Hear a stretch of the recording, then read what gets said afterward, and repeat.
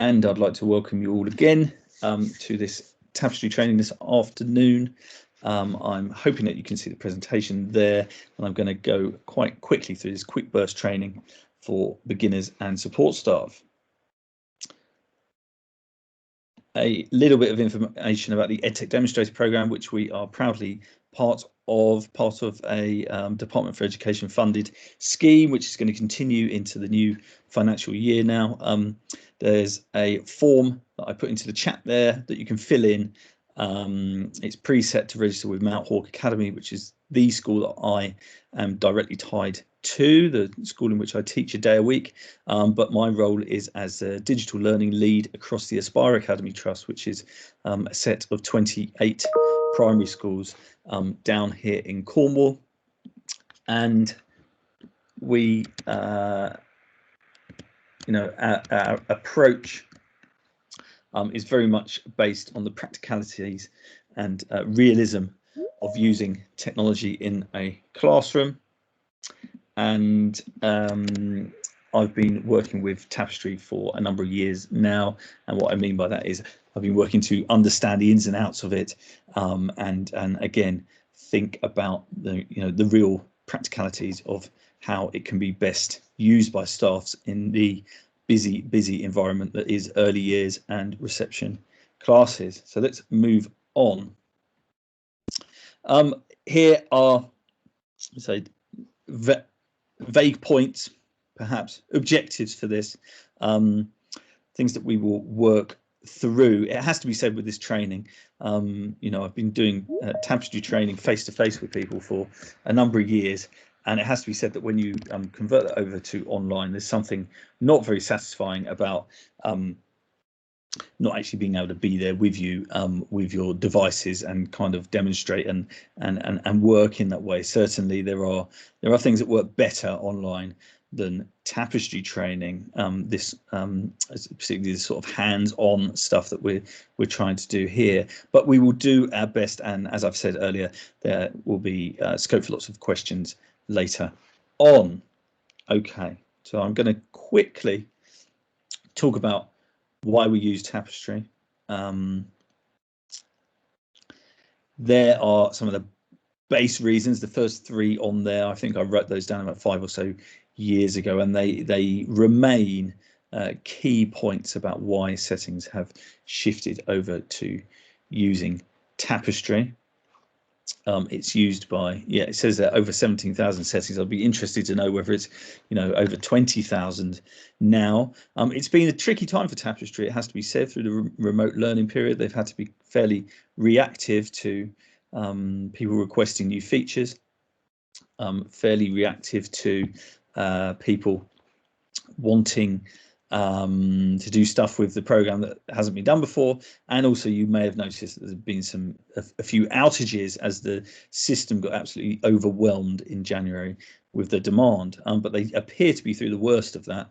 And as the Development Matters situation here in the UK develops a bit further, there's a little bit of a bumpy ride there as well in terms of how schools are using Tapestry, but it continues to be a really great platform for communication, engagement with relatives, and if used well, the time and material savings in there are fairly vast. But we'll go into observations first today and briefly show you this idea that like many systems these days, from your online shopping account to your bank account or whatever, Tapestry is an online cloud-based system, and within that there are different ways to access. You've got the app, which will run on mobile devices, be that tablets or mobile phones, and you've got, over there on the right hand side, you've got the web browser way in, which is basically a much more powerful way to get into Tapestry. And of course, sometimes we want real simplicity and ease and quickness, and the app has that within it potentially. If you want even more simplicity and quickness within a classroom or early year settings, sometimes it's the camera app, whether that's on an Apple or an Android type device, or maybe an Amazon device, they've all got cameras on them that run offline. And so if you're in the moment with children and you just want a few snaps, then often it's the camera that is the place that you can reach for, because you can take snap, snap, snap. And a key point about that is that the device doesn't hopefully become this hindrance and fiddly thing, or a distraction for the children because they see, you know, a tablet and they think, oh, I want to get on that.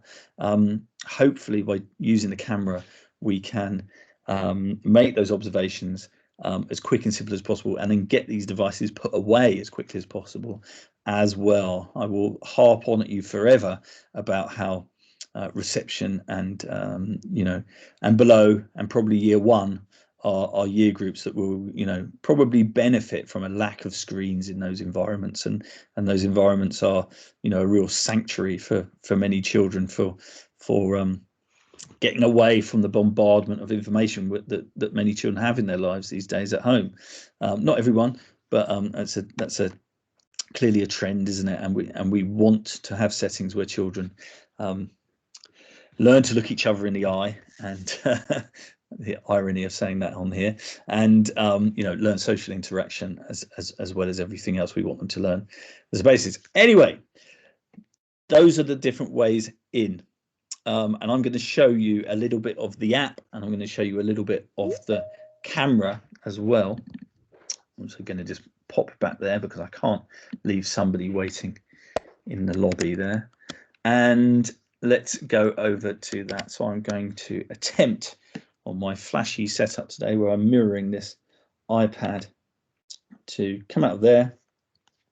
And you'll see down the bottom of my iPad, I've got the Tapestry app on the left there, and you can see I've got the camera as well.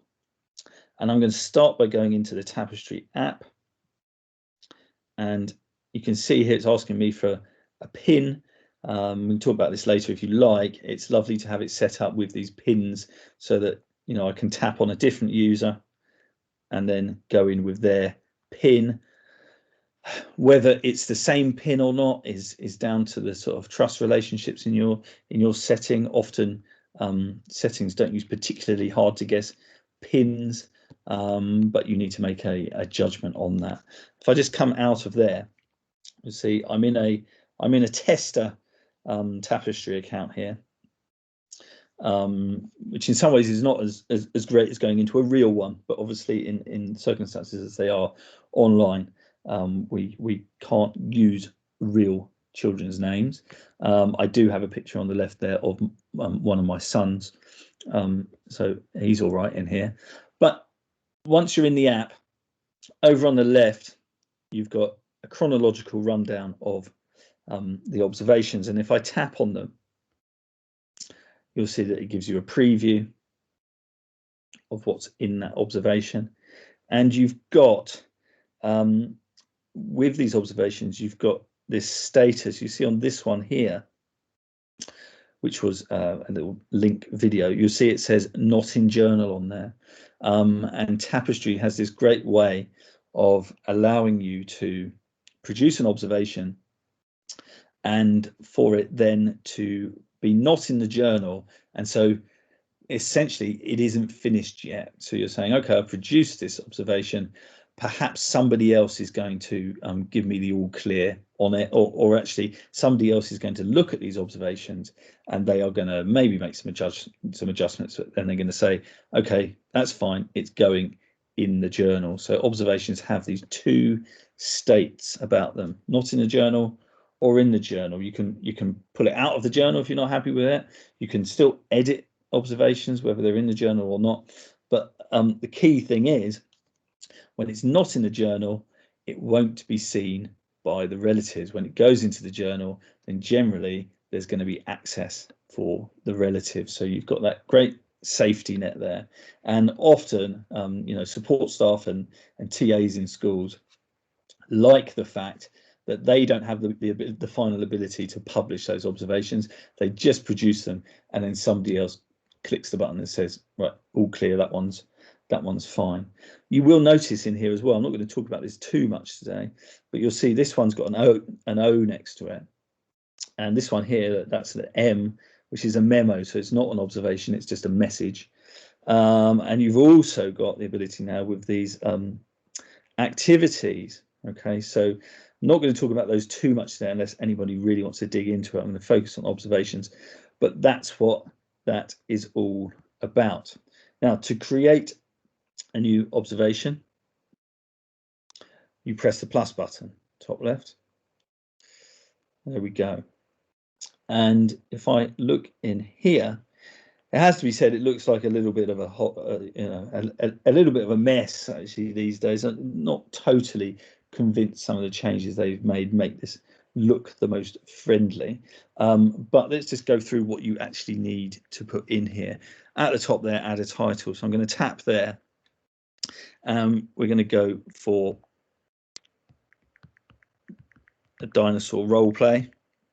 You can see I've done something similar before, but let's stick with this today. So we're going to imagine that perhaps we're in a reception class and we've got 3 or 4 children who are using some role play toys, some small dinosaur models, and they are discussing them, playing with them, and lots of great language going on. And so below, I've got a space here for my notes where I'm going to talk briefly about that, but I'm going to leave that just for the moment, because let's imagine I'd taken the photos before. You'll see down here, if I just scroll down, I've got pictures and videos. Videos must be less than 10 minutes long. Well, thank goodness for that. And I can either take a picture directly into the app. So I'm going to just tap that option now and take a picture. Here we go. These models lurking on my floor here. Okay, that looks pretty good to me. Let's use that one. Now, of course, coming back to what I said earlier, that might not be the best place for you to add photos in. It might be from here, add from library. So I'm going to tap add from library, and that's going to let me access the photos on the camera roll on here. And you can see I've got a couple of dinosaur ones from earlier on, and I'm going to stick these pictures of my children in there just for good measure. I'm not going to stick the cup of tea in, but those are pictures going into my observation. So let me tap done, and you'll see that it puts them in there. Now, I know that we're doing this kind of fake observation here, but if you imagine, you can have a set of photos there, so you can actually document an activity taking place from the beginning, in the middle, and the end. You could have something constructed shown. You could have a piece of written work shown from the beginning and the middle. There's all sorts of things you can do as a sequence of photos, which is quite a nice way to document stuff happening. And the video aspect as well, you do that from add from library as well. I don't have videos here, but it works in the same way where you tap them. And it can be good if you're going to use video to use that camera app built in, because it allows you to edit the video as well. So let's say you've done a 3-minute video, and there's 20 seconds in there that's actually worthwhile. You can cut off the beginning and the end of that video to get it to the good stuff, which is useful in many ways.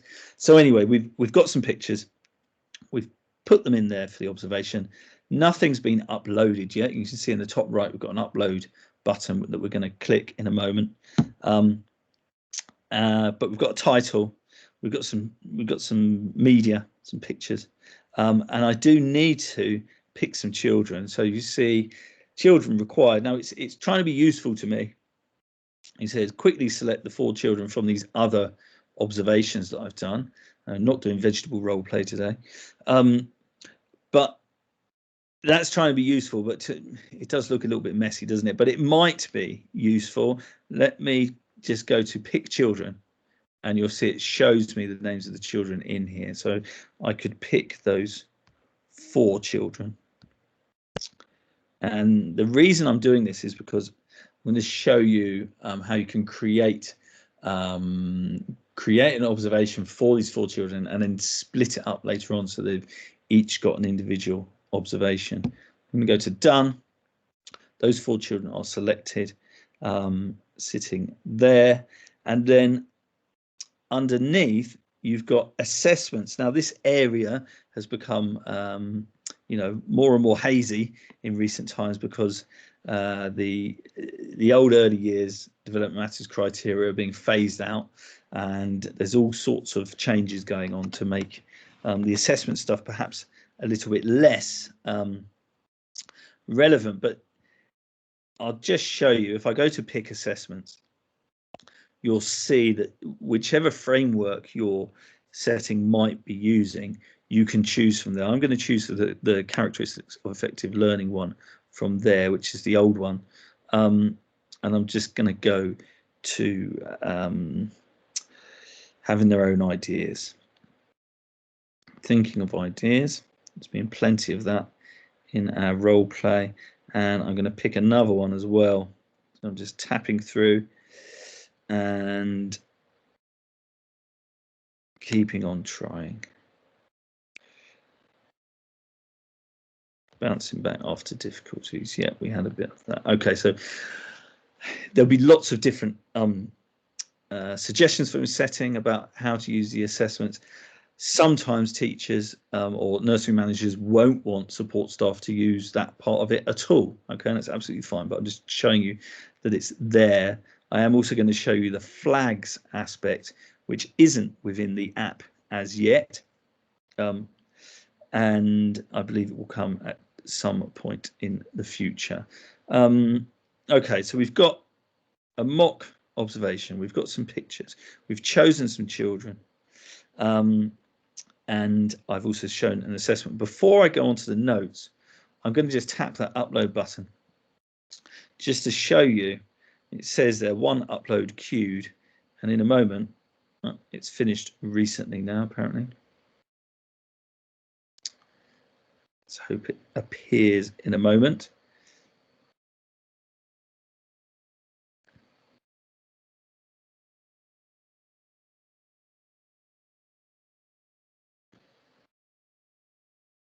There it is, it's finished, but where is it? Interesting. I am using this on an old iPad mini 2, so I'm not expecting it to be quite as fast as it might be, but I'm slightly concerned that it's having a wobble there. Interesting. Right, I'm going to go out of Tapestry and I'm going to come back in. I'm going to tell you that I'm not used to having, there it is. It's an interesting little wobble. Let's hope that doesn't persist. Okay, so you can see it's uploaded the media and the statements, and I've got the children down there. Now I didn't put any notes in there. You see in the bottom right, I can edit, and there are the notes. So this is Dinosaur Roleplay for children, and I'm going to talk about the children discussed the different dinosaurs. And you can see that I'm using the touchpad on an iPad, and that might work for some teaching assistants, for some teachers. I'm reasonably okay using a keyboard on an iPad, but I don't especially like it. I'd rather be using a fixed keyboard on my laptop, and so I could be doing this work by logging in through the web on my laptop as well. So there's no set place that you have to do certain tasks. Obviously, with the app, you're likely to be, it's likely to be a good route to your photos that you would have taken with a tablet. So I've put something in there. Let me just show you. If you're not aware of this, in the just to the left of the spacebar, you've got a button that looks like a microphone that will allow you to dictate your text, and that appears on iPads, and you've got it on Android things as well.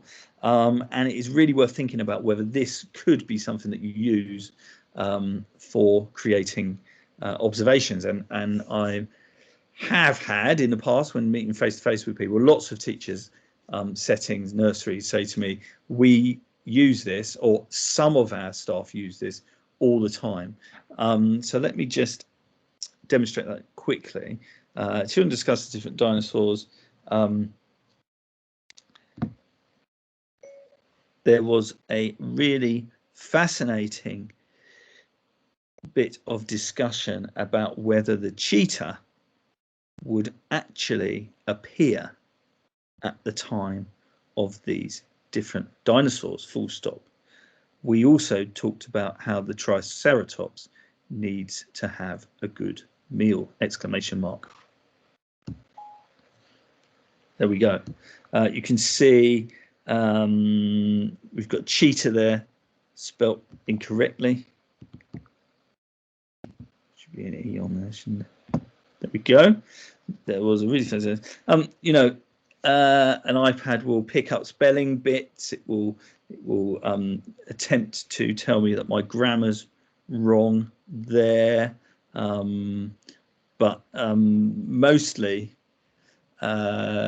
you can ignore things, okay? And I'm going to ignore suggestions that it's making about these. Okay.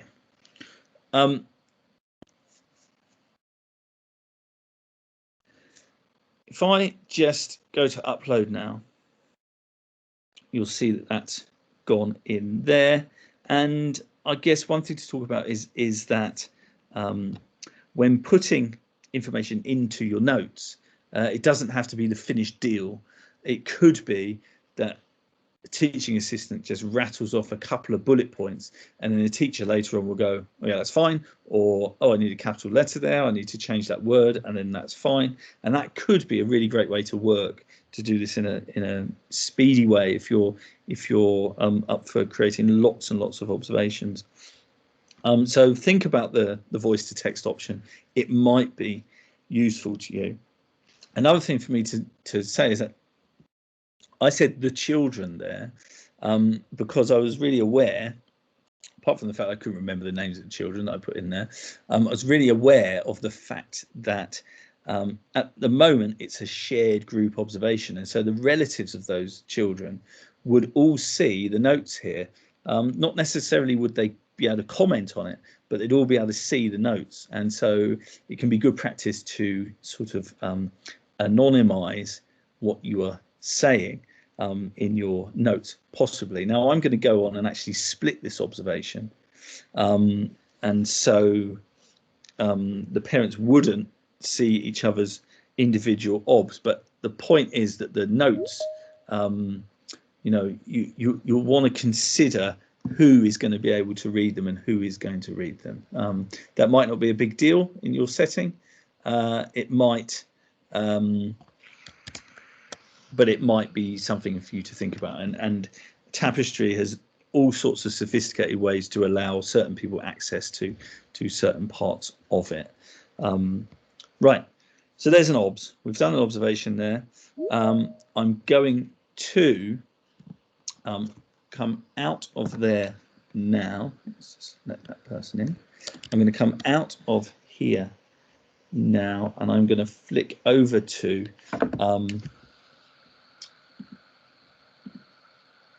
stop sharing there. I'm going to wave and say hello to you, and then I'm going to come out and come into Tapestry running in. So I'm using Chrome on a Mac laptop. You might be on a PC, you might be on a Chromebook, you might be on another sort of device, but this is what Tapestry looks like running through a web browser.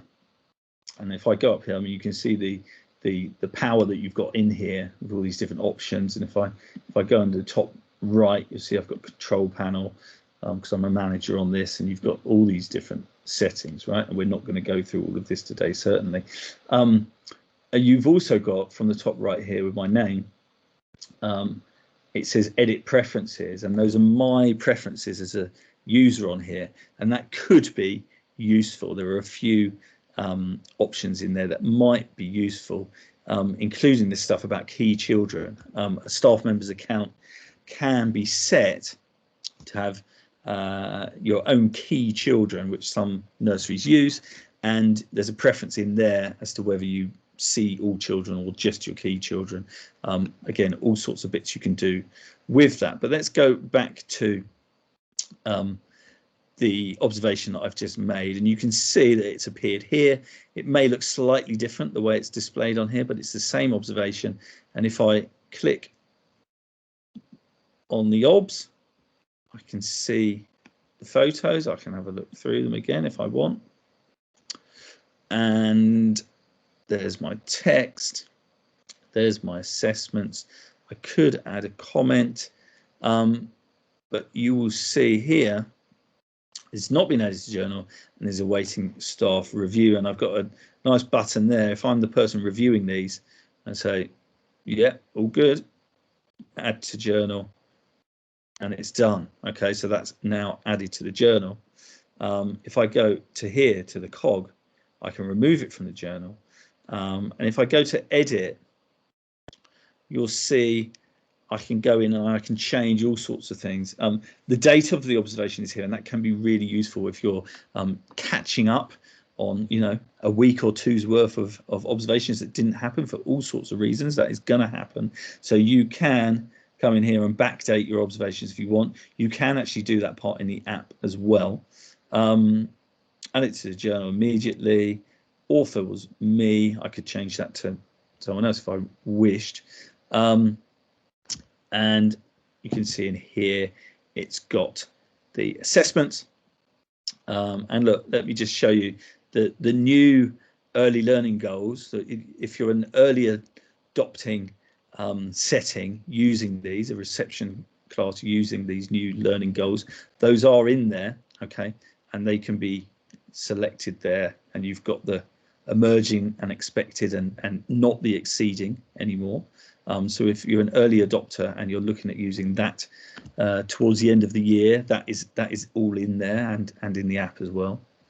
And then you've got this thing called flags, which is a sort of, now there is a confusion here because you've got the assessment frameworks and then you've got this thing called flags. But the way to think about it really is that flags are a less of a structured way to tag observations. If I go to the new Development Matters Guidance 2020 here, you'll see it's just got the titles of the different areas. So, you know, this observation I could tag as being communication and language and understand the world. Let's put those on. There's a bit of guidance here, but if I just choose those, you'll then see that they come up here. And if I save that, you'll see they're there as flags.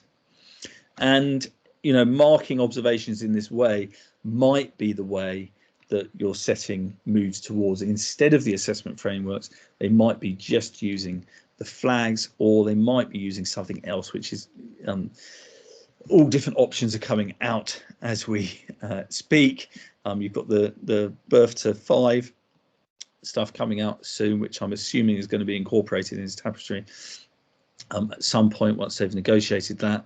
And so well, coming back to talking about flags, it's a sort of pared down way to assess and to mark observations as being something. And you'll see up here in observations, you've got a tab there for flags. If you want to search through observations by flags, you've got a tab for assessments, and you've also got the filtering here as well, which can be used for all sorts of things if you want to just focus on certain children, right? But I'm not going to get too bogged down in that unless anyone wants to ask more questions about it. Just to move to something in here. Now, you might not have all of these options, but I'll point out that there's under the Children tab, that's quite a simple way to just get an overview of the children and of when they were last observed, how many have been published in this time period, this assessment period, and also it talks about these reflections, which is something Tapestry brought in a while ago, and I have a feeling that settings may use those a bit more now, now that the assessment framework stuff is becoming less formalized and possibly used less. If I click on one of these children, you'll see you can find next steps and next obs for that child, and it kind of works those out from the old EYFS criteria. That might be useful for you at the moment, it might not. You've got a reports section in there, which started out from the 2-year check, but now is a way to sort of formalize any sort of meeting or documentation like that if you want to use it. There's a link to baseline in here, and if you're going to get into data tracking and stuff, many of you I would hope aren't involved in that, but if you're going to use that, all of that stuff is under tracking. And the about me section here as well is something that schools sometimes use as a way to keep some key information about specific children. If I go to about me, you'll see there's some options there. They're not filled in. You don't have to have all of this stuff in here, but it might be a way that a school wants to, or early year setting wants to keep some of its information. Okay. And just before we leave this recorded part of the webinar, let me point out this reflections part. If I just click on reflections, you'll get a sense of, here's a reflection on here. So it can be used as a sort of place to store some thoughts about certain children.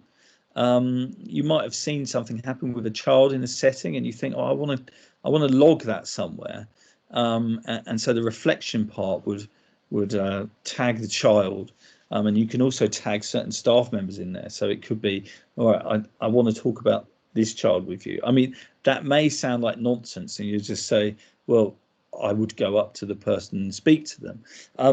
But in a really busy nursery setting with different rooms and, sometimes across the courtyard and the manager person isn't there that day and whatever, it could be useful. I have been told by somebody running a nursery, they said, well, I use it a little bit like a to-do list and a checklist, so that when I've seen something with certain children, I can put it in here and then I can go back to it, because there's no way that I'm going to be able to remember everything that I've spotted and everything that I've got to follow up. And it's quite a nice way to actually communicate things through to staff. Tapestry also suggests that it's a way to make links between different observations, and so to sort of make those explicit links between what's happened here and what's happened there. So there are different ways that you might use reflections, and I have a feeling that it may pick up in terms of how many people use it over coming months, depending on how the assessment stuff works in your setting. Okay, I'm going to stop at that point. Thank you for bearing with me going through all those things. I hope some of that has been useful. I'm going to come back to here. I did notice that some people have put some things in the chat, but before I look at that, I'm going to click to stop recording.